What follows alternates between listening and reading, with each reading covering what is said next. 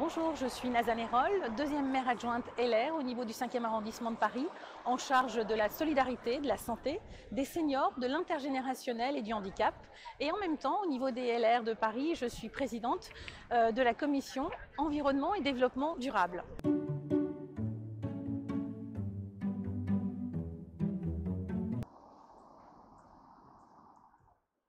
Le 5e arrondissement, c'est avant tout une histoire personnelle pour moi, puisque mes deux enfants sont venus au monde ici, que l'une a terminé ses études de droit à la Sorbonne, et que l'autre, après Henri IV, est en train de poursuivre ses études dans ce beau quartier. Et puis en même temps, c'est aussi une histoire nationale, puisque là, nous sommes juste à côté, en fin de compte, du Panthéon, où grands hommes, la patrie reconnaissante.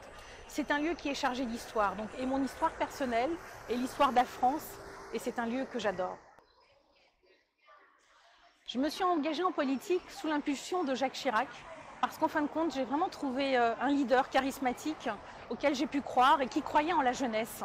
Et c'est vraiment cette croyance vers la jeunesse qui m'a poussée en fin de compte à commencer à militer, à tracter. Donc j'ai vraiment connu, si vous voulez, la politique au départ par ces rencontres et ces réunions qu'on pouvait faire. Et puis bon, par la suite, naturellement, en m'impliquant davantage au sein de ma ville pour pouvoir participer activement à l'évolution, à ce que notre ville puisse évoluer sous une impulsion positive. Un mandat nous oblige, à partir du moment où vous êtes élu et vous avez des délégations, vous êtes dans l'obligation de faire en sorte que cela puisse bien se passer. Donc la première des choses que je voudrais faire, c'est au quotidien m'engager pour ceux qui m'ont élu ici et faire correctement mon travail. Et là, mon exemple, il est simple, c'est celui de Rachida Dati. Elle a réussi en fin de compte à prouver qu'à partir du moment où on fait correctement les choses, qu'on s'occupe correctement d'un arrondissement, eh bien, on est capable d'apporter un plus à la ville dans laquelle on habite.